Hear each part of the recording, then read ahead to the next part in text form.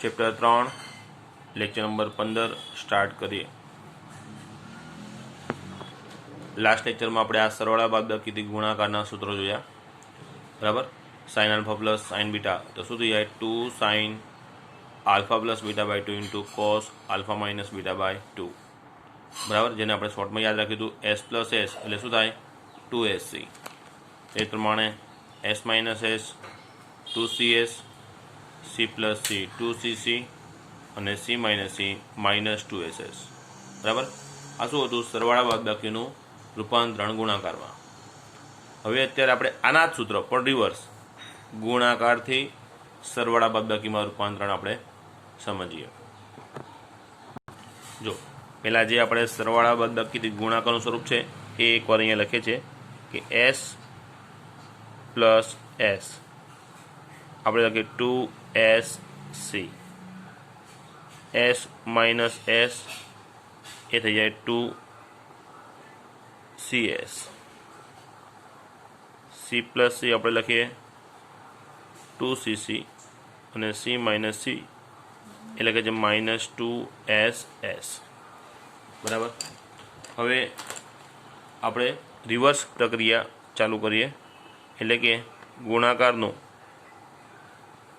આપણી પાસે sign cos ગુણાકારના સંબંધમાં હોય તેનું રૂપાંતરણ સરવાળા બાદબાકી સ્વરૂપમાં,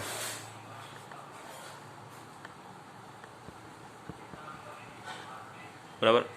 ગુણાકારી સરવાળા બાદબાકી સ્વરૂપ જોઈ લઈએ તો આ જ સૂત્ર રિવર્સ આપણે સમજવાનું, બરાબર છે।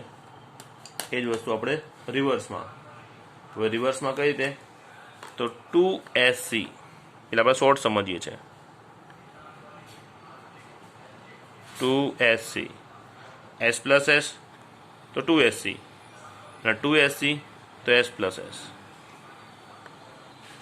પછી S માઇનસ એસ તો 2CS, તો એ તમારા 2CS તે થઈ જાય S માઇનસ એસ। યાદ નવું કંઈ જ નથી રાખવાનું, આ જે તમને યાદ છે એ જ વસ્તુ રિવર્સમાં વિચારવાનું। સી પ્લસ સી એને આપણે શું કહીએ 2CC, તો 2CC હોય તેને આપણે શું કહીએ સી પ્લસ સી, પછી સી માઇનસ સી છે એને માઇનસ 2SS કીધું, તો અહીંયાથી 2SS ને આપણે કરતા બનાવીએ અને આ માઇનસ સામે આપી દઈએ એટલે આ સી માઇનસ સી છે એ માઇનસ સી પ્લસ સી, આ પ્રમાણે આપણે યાદ રાખવાનું છે, બરાબર। એમાં અહીંયા જે પહેલો વિધેય છે એની સાથે જે ખૂણો છે એને આપણે આલ્ફા ગણીશું, બીજું જે વિધેય છે એની સાથે જે ખૂણો હશે એને બીટા ગણીશું। તો અહીંયા પરિણામમાં જે પણ પહેલું વિધેય હશે એની સાથે જે ખૂણો આવશે એ આલ્ફા પ્લસ બીટા આવશે, અને અહીંયા જે બીજું વિધેય હશે એની સાથે જે ખૂણો આવશે એ આલ્ફા માઇનસ બીટા આવશે, બરાબર। હવે એનું આપણે પ્રોપર સ્વરૂપ જે છે એ લખી દઈએ। પહેલું સૂત્ર ચલો 2SC 2 sine alpha into cos beta, તેનો જવાબ શું લખીશું S પ્લસ એસ એટલે સાઇન વત્તા સાઇન, પેલા વિધેય સાથે જે ખૂણો આલ્ફા બીટાનો સરવાળો હશે, બરાબર, અને બીજા વિધેયમાં આલ્ફા બીટાનો તફાવત હશે, sign alpha plus beta plus sine alpha minus beta, બરાબર। પછી બીજું સૂત્ર 2CS 2 cos alpha into sign beta 2CS નો જવાબ આપણે શું લખ્યો છે S માઇનસ એસ એટલે સાઇન માઇનસ સાઇન, પહેલામાં આલ્ફા બીટાનો સરવાળો હોય, બીજામાં આલ્ફા બીટાની બાદબાકી, બરાબર। ચાલો પછી 3 નંબરનું સૂત્ર શું છે 2CC એટલે 2 કોસ આલ્ફા કોસ બીટા, શું થાય છે સી પ્લસ સી એટલે થઈ જાય છે કોસ પ્લસ કોસ, પહેલાં આલ્ફા બીટાનો સરવાળો પછી આલ્ફા બીટાનો તફાવત, ક્લિયર। પછી ચોથું 2SS એટલે 2 sine alpha into sign beta, જે શું થઈ જાય માઇનસ સી પ્લસ સી એટલે માઇનસ કોસ પ્લસ કોસ. પેલું આવશે એમાં આલ્ફા બીટાનો સરવાળો, બીજું આવશે એમાં આલ્ફા બીટાનો તફાવત. બોલો ક્લિયર? એટલે સૂત્રો એના જ છે પણ રિવર્સ લીધા. હવે આમાં કન્ફ્યુઝન તમને ક્યાં થવાનું કે જ્યારે આપણે સરવાળા બાદબાકીમાંથી ગુણાકારમાં આવે છે ને, બરાબર, ત્યારે અહીંયા જે વિધેય છે એમાં આલ્ફા બીટાનો સરવાળો ભાગ્યા 2 હોય છે, જ્યારે અહીંયા માત્ર સરવાળો બાદબાકી છે. અહીંયા ભાગાકારમાં 2 આવતા નથી. જો આની વાત કરું છું, સરવાળા બાદબાકીમાંથી આપણે જ્યારે ગુણાકારમાં આવીએ તો આલ્ફા બીટાનો સરવાળો કરી 2 વડે ભાગે છે અને બાદબાકી કરીને 2 વડે ભાગે છે. જ્યારે રિવર્સ આપણે આવીએ છીએ એટલે કે અહીંયા તો ગુણાકારથી જ્યારે સરવાળા બાદબાકીમાં જઈએ ત્યારે આલ્ફા બીટાનો સરવાળો કે બાદબાકી જો છે એમાં 2 વડે આપણે ભાગાકાર કરતા નથી.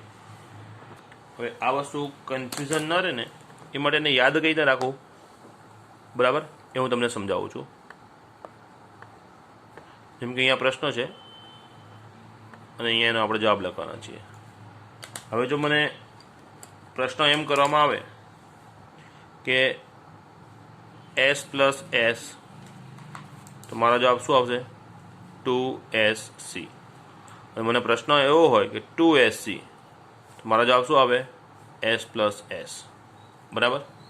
હવે જ્યારે આ સ્વરૂપ છે ગુણાકાર સ્વરૂપ, ત્યારે આપણે આલ્ફા બીટાનો સરવાળો કે બાદબાકી કરીએ એમાં 2 વડે આપણે ભાગાકાર કરીશું. જ્યારે અહીંયા આલ્ફા બીટાનો માત્ર સરવાળો થશે અથવા બાદબાકી થશે. બરાબર. એમાં 2 વડે ભાગવાનું આવશે નહીં. તો યાદ કઈ રીતે રાખવું? તો આપણે જવાબ જોવાનો, પ્રશ્ન નહીં. જવાબમાં આપણે શું બોલીશું? 2sc, અથવા જવાબ હું બોલ્યો s પ્લસ s. તો જ્યારે જવાબમાં હું 2 બોલું ને આગળ, તો જ્યારે 2 આગળ આવશે ત્યારે અંદર 2 આવશે. એ રીતે આપણે યાદ રાખવાનું. બરાબર છે. ફોર એક્ઝામ્પલ મેં પ્રશ્ન આવો કર્યો, 2 કોસ આલ્ફા કોસ બીટા, તો સૂત્ર શું થયું? 2cc. તો 2cc નો જવાબ શું આવે? c plus c. c એટલે કોસ અને આ c એટલે પણ કોસ. હવે અહીંયા આલ્ફા બીટાનો સરવાળો, અહીંયા આલ્ફા બીટાની બાદબાકી. તો અહીંયા મારે 2 વડે ભાગવાના કે નહીં ભાગવાના? તો મારે જવાબમાં જોવાનું. જવાબમાં આગળ 2 લખવાનો આવ્યો છે ક્યાંય? નથી આવ્યો. તો અહીંયા આલ્ફા બીટાનો સરવાળો અને અહીંયા આલ્ફા બીટાની બાદબાકી. બરાબર. માનો કે મને પ્રશ્ન આવો કરવામાં આવ્યો, sine alpha minus sign beta s minus s. તો s માઇનસ s આપણો જવાબ શું છે? 2cs. c એટલે કોસ, s એટલે સાઇન. અહીંયા આલ્ફા બીટાનો સરવાળો, અહીંયા આલ્ફા બીટાની બાદબાકી. તો અહીંયા આગળ 2 આવ્યા છે એટલે મારે 2 વડે ભાગવાના. આ રીતે આપણે યાદ રાખવાનું. બરાબર. ખેલાઈ ગયો તો આપણે દાખલા ગણીશું ત્યારે પણ તમને ધ્યાનમાં આવશે. બરાબર. જવાબમાં જ્યારે આપણે 2 બોલે છે ત્યારે 2 વડે અંદર ભાગો. આ રીતે યાદ રાખો તો યાદ રાખવાનું. અને ડાયરેક્ટ તમને યાદ રહેશે તો પણ વાંધો નથી. જ્યારે ગુણાકારથી સરવાળા બાદબાકીમાં જઈએ તો 2 વડે ભાગવાના નથી, અને સરવાળા બાદબાકીથી ગુણાકારમાં જઈએ તો 2 વડે ભાગીશું. બરાબર. તો હવે લાસ્ટ લેક્ચરમાં શીખેલા સૂત્રો અને આ સૂત્રો એનો ઉપયોગ કરીને દાખલા આપણે આગળ ગણીએ છીએ. ચાલો, તો સૌ પહેલાં આપણે સ્વાધ્યાય 3નો પહેલો પ્રશ્ન જોયો છે. 2 cos π/13 into cos 9π13 plus cos 3π13 plus cos 5π/13. Answer આપણે 0 લાવવો છે. અહીંયા કુલ 3 પદ કહેવાય. આ એક આખું એક જ પદ કહેવાય. ગુણાકારમાં છે એ સળંગ પદ ગણાય. પ્લસ બીજું પદ અને પ્લસ ત્રીજું પદ, 3 પદ છે આપણી પાસે. બરાબર. હવે જવાબ શું લાવો છે આપણે? 0. જો આ બંને વચ્ચે આપણે પ્રક્રિયા કરીએ તો સરવાળા બાદબાકીનું ગુણાકાર સ્વરૂપનું સૂત્ર વાપરીશું, અને જો આમાં આપણે સૂત્ર મૂકીએ તો ગુણાકારનું સરવાળા બાદબાકી સ્વરૂપ થાય. બંને એક સાથે ન કરાય. બંને કરીએ તો શું વાંધો આવે? આ ગુણાકારથી સરવાળા બાદબાકીમાં જાય તો આ સરવાળા બાદબાકીમાંથી ગુણાકારમાં આવી જાય. એટલે જેવી રકમ હોય ને એવી જ પોઝિશનમાં આપણે પાછા આવી જઈએ. એટલે કોઈ એકને એમને રાખવાનું અને કોઈ એકમાં જ સાદરૂપ આપણે આપવાનું, અને તમે શરૂઆત બંનેમાંથી જ્યાં કરી હોય ત્યાં કરી શકાય. બરાબર. તો આપણે શરૂઆત અહીંથી કરીશું. આ સરવાળાવાળા પદને એમને રાખીશું અને આ ગુણાકારનું આપણે સરવાળા અથવા બાદબાકી જે સ્વરૂપમાં રૂપાંતરણ થતું હોય તે આપણે કરવાનું. કેમ કે જવાબ આપણે શું લાવો છે એ પણ ધ્યાનમાં રાખવાનો. જવાબ આપણે 0 લાવવો છે. તો 0 એ સરવાળા બાદબાકી માટેનો તટસ્થ ઘટક કહેવાય, ગુણાકાર માટે નહીં. એટલે સરવાળા બાદબાકીથી 0 જલ્દી આવે, એટલે આ સરવાળામાં છે ને એમને રાખીને આ ગુણાકારને આપણે સરવાળામાં રૂપાંતરણ કરીશું, બરાબર. એટલે આ જ કરીને જવાબ આવે એવું જરૂરી નથી. અહીંથી પણ તમે શરૂઆત કરો તો પણ જવાબ 0 લાવી શકો, અને અહીંથી શરૂઆત કરો તો પણ જવાબ 0 લાવી શકો. પણ ઇઝી કે સરળ કે જે ટૂંકમાં કહીએ એ અહીંથી પતે, ગુણાકારનું સરવાળા બાદબાકી સ્વરૂપ કરીને, બરાબર. આપણે તમને બંને મેથડ બતાવવાના છીએ. પહેલી મેથડમાં જે ઇઝી છે એ વસ્તુ આપણે જોઈએ. 6/3નો પહેલો દાખલો, LHS અહીંયા લખેલો છે, જવાબ આપણે 0 લાવવાનો છે. બે રીત કરવાની છે. એમાં પહેલી રીતમાં આપણે ગુણાકારનું સરવાળા બાદબાકી સ્વરૂપમાં રૂપાંતરણ કરીએ છીએ. તો અહીંયા કયું સૂત્ર લાગશે આપણે? 2cc. હવે આપણે કોઈ પણ આ સરવાળા બાદબાકીથી ગુણાકાર કે ગુણાકારથી સરવાળા બાદબાકીમાં જઈએ ને એટલે થીટા મોટો હોય ને એને પહેલાં લખી દેવાનો, એને આલ્ફા તરીકે, બરાબર. કારણ કે જ્યારે આલ્ફા માઇનસ બીટાની પોઝિશન આવશે એટલે બાદબાકીમાં શું થાય? જવાબ ધન રહે. જો પહેલો અંક નાનો હોય ને તો આલ્ફા માઇનસ બીટા એવી પોઝિશન લાવીશું ને તો આમાં શું થાય? 1 - 9 થાય, જે માઇનસમાં જવાબ આવશે. પણ અહીંયા આપણે શું થશે? 9 - 1, એ પ્લસમાં ડાયરેક્ટ જવાબ આવશે. પેલું માઇનસનો પણ એક સ્ટેપ વધારે લખવું પડે. જવાબ તો બંનેમાં સરખો જ આવવાનો હોય, બરાબર. પણ માઇનસવાળી પરિસ્થિતિ ન બને એ માટે આપણે આલ્ફા મોટો રહે એવો પ્રયત્ન કરીએ છીએ, બરાબર. પાછળના જે બે પદ છે એને આપણે કોઈ ચેન્જીસ નથી કરતા, એ તો એઝ ઇટ ઇઝ આપણે ચલાવવાના છે. cos 3π13 cos 5π/13, બરાબર. ચલો અહીંયા સૂત્ર લાગશે 2cc. ચલો 2cc નું સૂત્ર શું છે? 2cc નું સૂત્ર છે આપણું c+c, બરાબર. તો c + c, બરાબર. પહેલામાં શું થાય? આલ્ફા બીટાનો સરવાળો હોય, બીજામાં શું હોય? આલ્ફા બીટાની બાદબાકી. અહીંયા બાદબાકી છે, અહીંયા સરવાળો છે. તો અહીંયા પહેલાં આ બંનેનો સરવાળો 9π/13 વત્તા π/13, આલ્ફા પ્લસ બીટા. તો 9π વત્તા 1π, 10π થઈ જાય. બોલો, ખ્યાલ આવી ગયો? અને 2cc નો જવાબ આપણે લખ્યો c+c. બીજી પરિસ્થિતિમાં શું હવે? આ બંને આલ્ફા અને બીટાની બાદબાકી આવે. 9માંથી 1 ગયો એટલે 8π વધે, 8π/13. ક્લિયર? ચલો, આ cos 3π/13 પ્લસ cos 5π/13 જે છે એમને રાખ્યા. ક્લિયર? ચાલો, હવે આપણે જવાબ કયા 0 તરફ આગળ વધવાનું છે ધ્યાન રાખજો. હવે અહીંયા તમારા લોજિક કેટલા ચાલે ને એના ઉપર ડિપેન્ડ છે આ ત્રિકોણમિતિના સાદરૂપો. હવે શું કરવું? તમે વિચારો c+c કરીએ તો c+c કરો એટલે જે રકમ હોય પાછું આવી જાય. સમજાયું? સૂત્ર તો તમે કોઈ પણ પરિસ્થિતિમાં નવા લગાવી શકવાના, પણ આપણું સાદરૂપ હંમેશા જવાબની દિશામાં હોય, બરાબર. તો ટૂંકમાં જવાબ આવશે. જો તર્કસંગતતા કેવી છે? બધાનો છેદ સરખો છે. જુઓ 13 થીટામાં. હવે 13 અને આ 10, 13 અને 8, 13 અને 3, 13 અને 5. 13 અને 10નો તફાવત થાય 3, ત્યાં રહ્યો. અને 13 અને 3નો તફાવત થાય 10. એટલે આ બંનેને એકબીજાનો સાથે સંબંધ છે. તો એમ પણ સમજાય 10 અને 3 13. તેવું તમે સમજો. જો અહીંયા 8 અને 5 13 છે. એટલે આનો અર્થ શું થાય કે આ બંનેને એક સંબંધ છે, 10π13 ને અને 3π13 ને, અને એક સંબંધ 8π13 અને 5π13 ને છે, બરાબર. તો એ સંબંધ કઈ રીતે? કે આનું રૂપાંતરણ આપણે આમાં કરીશું અને 8πનું રૂપાંતરણ 5π કરીશું આપણે. એટલે આ આના જેવો બનશે અને આ પણ આના જેવું બનશે. એટલે આપણે આ બંનેમાં સાદરૂપ આપીશું.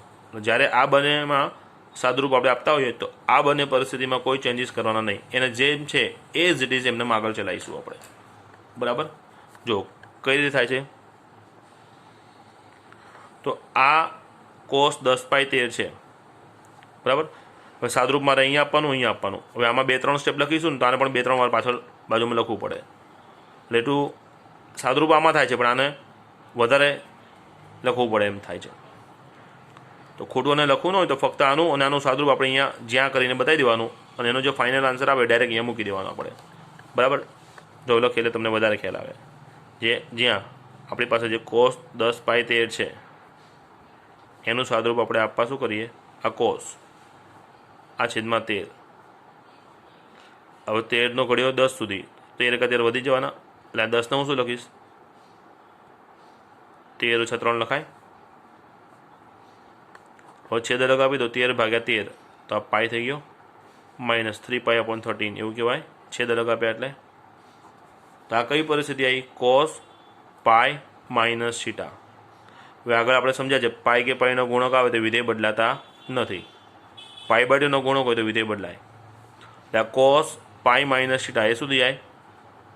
cos થીટા થઈ જાય. પાઈ તો વિધેય બદલાવાનું નથી, બરાબર. એટલે cos થીટા એટલે cos 3π/13 આવ્યો, સોરી 3π/13 છે નીચે.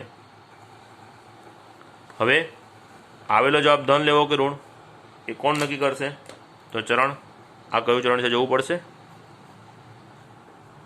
આ એકમ વર્તુળ બનાવ્યું, બરાબર. પાઈનું સ્થાન ક્યાં છે? આ રહ્યું, બરાબર. હવે આપણે અહીંયા કેવી પરિસ્થિતિ છે? Pi minus theta. માઇનસ થાવ એટલે તમારે એન્ટીક્લોકવાઇઝ જવું પડે આ બાજુ. અહીંથી તમે આગળ જાઓ એટલે પાઈ માઇનસ થીટા એ કયું ચરણ થયું? ચરણ 2 થયું, બરાબર. હવે ચરણ 2માં ચિહ્ન જોવાનું છે આપણે, તો ઓલ, પછી અહીંયા આવે એસ. અહીંયા એસ આવે છે, એસ મતલબ સાઇન ધન હોય અને સાઇનની જોડે એનો વ્યસ્ત કોસેક, સાઇન અને કોસેક ધન હોય. અત્યારે આપણી પાસે કયું વિધેય છે? કોસ છે. તો ચરણ 2માં કોસ કેવું રહેશે? ઋણ. એટલે આ ચરણ 2 છે અને ચરણ 2માં કોસ કેવો છે? ઋણ છે. માટે આ જે જવાબ તમારો આવ્યો એ માઇનસ આવ્યો, બરાબર. તમારે તો આ સ્ટેપ જ લખવાનો ડાયરેક્ટ. આ ચરણ 2 છે એમાં કોસ ઋણ હોય એ નક્કી આપણે અહીંથી કર્યું. આ તમારી સમજૂતી માટે છે, આમાંનું તમારે કંઈ જ લખાણ કરવાનું ના હોય, બરાબર. ચલો, એટલે cos 10π13 એનો જવાબ કેટલો આવ્યો? -cos 3π/13. આની જગ્યાએ મેં લખી નાખ્યું -cos 3π/13. આ કઈ રીતે લખ્યું તો એ ગણતરી અહીંયા મેં બતાવી છે, બરાબર. હવે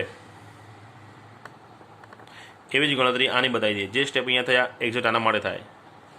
cos 8π13 cos છેદમાં 13 છે. હવે ઉપરના 8ને હું 13માં ફેરું તો 13 - 5, 13માંથી 5 જાય તો 8 થઈ જાય. હવે અહીંથી છેદ લગાવવું એટલે 13π/13 એટલે પાઈ થઈ ગયો, માઇનસ આ 5π/13. ક્લિયર? એક્ઝેક્ટ આના જેવી પરિસ્થિતિ આવી. cos પાઈ માઇનસ થીટા, પાઈ તો વિધેય બદલાશે નહીં એટલે આ થઈ જાય cos 5π/13. પાઈ માઇનસ થીટા ચરણ થયું 2. ચરણ 2માં cos ઋણ હોય એટલે આ જવાબ કેવો આવે? ઋણ. તમારું લખાણ એક્ઝેક્ટ આવું થાય અને અહીંયા જે લખાણ કર્યું છે એટલું જ અહીંયા આવે. આ બધી તમારી સમજૂતી છે. અને આ વસ્તુને આપણે છગડીયો કૌંસ કરીને અલગ તારવી નામ બતાવવાનું સાઈડમાં. આનો જવાબ આ માઇનસ લખ્યો. કઈ રીતે આવ્યું તો આ બતાવ્યું. અને cos 8π13 નો જવાબ આપણે માઇનસ cos 5π/13 લખીને બતાવીશું.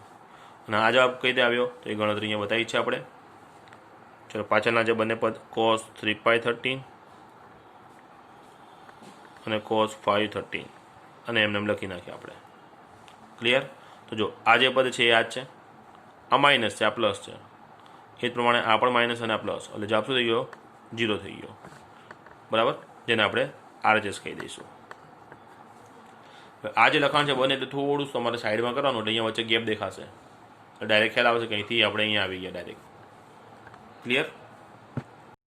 અને આ બે અલગ અલગ ન કરવું હોય તો આનું સાદરૂપ અહીંયા ચલાવવાનું અને અહીંયા ચલાવવાનું, જોડે બંને ચાલતા રહે તો પણ તમારે ફાવશે. ચલો, હવે આની બીજી રીત બતાવું છું. અહીંયા આપણે સાદરૂપ ગુણાકારથી સ્ટાર્ટ કર્યું હતું, બરાબર. હવે બીજી રીતમાં આપણે સરવાળા બાદબાકીનું સૂત્ર એપ્લાય કરીને જવાબ લાવવાનો પ્રયત્ન કરીએ. ચાલો, બરાબર. ઓર સેકન્ડ મેથડ, બીજી મેથડ કરીએ છીએ. LHS મેં લખ્યો. સાદરૂપ આપણે અહીંયા આપવાના છીએ એટલે આગળના જે બે પદ છે એને આપણે એઝ ઇટ ઇઝ લખી દઈએ.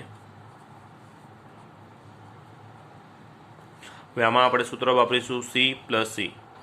તો હમણાં આપણે આગળ વાત કરીએ એ પ્રમાણે થીટા જે મોટો છે ને આપણે આગળ લખીએ. તો 5 મોટા છે એટલે cos 5π13 ને આપણે પહેલાં લખ્યા અને cos 3π13 ને આપણે પાછળ લખ્યા, બરાબર. ચલો, 2 cos π/13 cos 9π13 જે છે એમનેમ જ. હવે આમાં સૂત્ર થાય C + C. તો C + C શું જવાબ લખીએ આપણે? 2cc, બરાબર. એટલે 2 cos. હવે જો અહીંયા આગળ 2 આવ્યો એટલે આલ્ફા + બીટા अपॉन 2 લખવા પડે, બરાબર ને। સરવાળા બાદબાકીમાંથી આપણો જવાબ શું થયો? જવાબ થયો 2cc। એટલે જવાબમાં આગળ 2 આવે તો અંદર 2 આવે, અંદર 2 એટલે જ્યાં થીટામાં આલ્ફા બીટાનો સરવાળો થાય છે એને 2 વડે ભાગવાના, ઇન્ટુ કોસ 5π13 માઇનસ 3π13, એને આપણે 2 વડે ભાગીશું, બરાબર। ચાલો 2 cos π/13 cos 9π/13 એ આ રહ્યા, આ 2 cos। હવે આ જુઓ 5 અને 3 8, 8π/13 થયા, બરાબર। જો આવી પરિસ્થિતિ છે, 8π/13 થાય, એના છેદમાં 2 છે એટલે આ 2નો છેદ અહીંયા ઉડી જાય, 8 સાથે 2 ચોક 8 થાય, આ કેટલા થઈ જાય? cos 4π/13 વધે, ઇન્ટુ 5 ઓછા 3 2π13 વધે, કેટલા વધે? 2π/13 વધે છે, એના આખાના છેદમાં 2 તો છે જ, આ 2 સાથે કટ થાય એટલે શું વધે? π/13 વધે। ખ્યાલ આવી ગયો? બોલો ક્લિયર? હવે બંનેમાંથી 2 cos π13 કોમન આવી જાય, આ 2 અને 2 કોમન આવે, cos π/13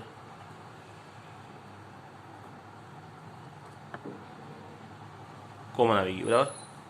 હવે શું બચ્યું? તેથી cos 9π13 વધે, અને અહીંયા cos 4π13 વધે, એટલે 2 cos π13 2 cos π13 કોમન આવી ગયા, તો પહેલાંમાંથી 9π13 વધ્યા, એમાંથી 4π13 વધ્યા।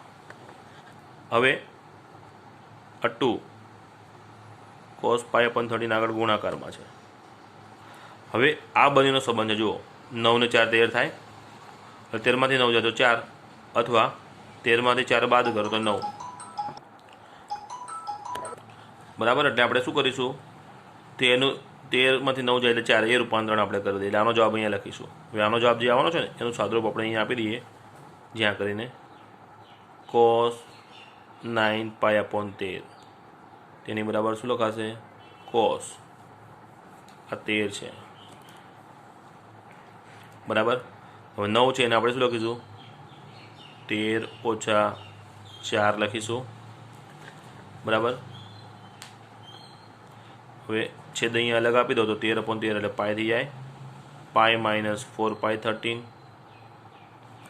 cos પાય માઇનસ થીટા તો શું થઈ જાય? cos થીટા, થીટા કેટલો છે? 4π13, એટલે cos 4π13 આવ્યો, પાય માઇનસ થીટા એટલે 3 થયું 2, 3 2માં cos કેવો હોય? ઋણ હોય, એટલે આગળ માઇનસ આવી જાય, ખ્યાલ આવી ગયો? એટલે cos 9π13 એ માઇનસ cos 4π13 બરાબર છે, આની મેં કિંમત લખી માઇનસ cos 4π13, પાછળ cos 4π13 તો છે જ। આ જવાબ કઈ રીતે આવ્યો તો એનું આ કારણ આપણે સમજાવ્યું છે આખું, ખ્યાલ આવી ગયો?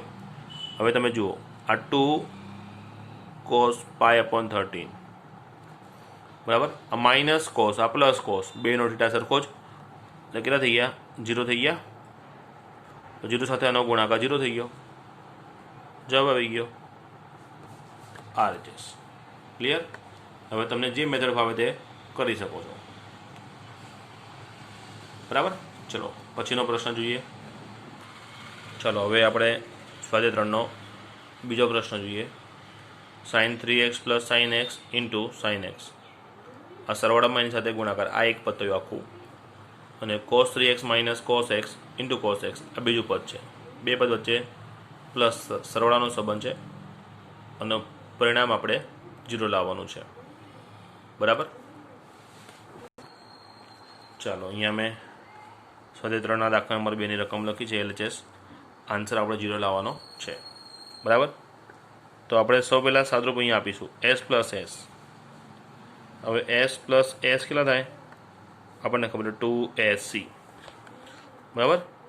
તો 2s બંનેનો સરવાળો ભાગ્યા 2, સાઈનનો આલ્ફા પ્લસ બીટા આવશે ને, આલ્ફા બીટાનો સરવાળો 3 ને 1 4 ભાગ્યા 2 એટલે 2x જાય, ખ્યાલ આવ્યો? ડાયરેક્ટ લખ્યું છે. ચલો એક કામ કરો, આ વખતે ફરી તમને પ્રેક્ટિસ થાય મારે ડાયરેક્ટ નથી લખતો. S plus S two S alpha plus beta 3x alpha plus beta by 2 S plus S two S C C એટલે cos alpha minus beta by 2. આ જે બ્રેકેટ છે એનો જવાબ લખ્યો. એ બ્રેકેટ અહીંયા કમ્પ્લીટ. ઇન્ટુમાં શું છે? સાઇન એક્સ, બરાબર. હવે પ્લસ, હવે જે લંબાઈ અહીંયા આવીને એવી જ લંબાઈ અહીંયા આવવાની. તો જગ્યા જોઈને ખ્યાલ આવી જાય છે આટલી જગ્યામાં એ પદ આવશે ને એટલે હું નવી લાઈન લઉં છું. જ્યારે કન્ટિન્યુ સ્ટેપ નીચે લઈએ ને એટલે એની સાઇન એની જોડે અહીંયા રાખવાની, પ્લસ અહીંયા લખવાનું. અહીંયા પ્લસ લખી નીચે નહીં આવવાનું, પ્લસની જે સાઇન છે એને જોડે નીચે લઈને આવવાની, બરાબર. ચાલો, હવે અહીંયા થાય છે સી માઇનસ સી. તો સી માઇનસ સીનું સૂત્ર આપણું શું છે? -2ss. સી માઇનસ સી શું થાય? -2ss. તે -2 અહીંયા લખ્યા. એસ એસ એસ એટલે સાઇન આલ્ફા અને બીટાનો સરવાળો ભાગ્યા 2 -2ss આલ્ફા અને બીટાનો તફાવત ભાગ્યા 2. પાછળ ઇન્ટુમાં કોસ એક્સ છે. ક્લિયર? ચલો બરાબર નીચે બરાબર કરીશ. હવે તમે જુઓ, આ 3 ને 4, આ 4 ભાગ્યા 2 એટલે 2x થઈ ગયો. આ 2 સાઇન આ થઈ ગયો 2x ઇન્ટુ કોસ 3 ઓછા 1 એટલે 2 થઈ ગયા. 2x અપોન 2, 2 કેન્સલ થઈ જાય એટલે x વધે. અને આ સાઇન એક્સ એના ગુણાકારમાં છે એટલે ઇન્ટુ સાઇન એક્સ મેં લખી નાખ્યા. ક્લિયર?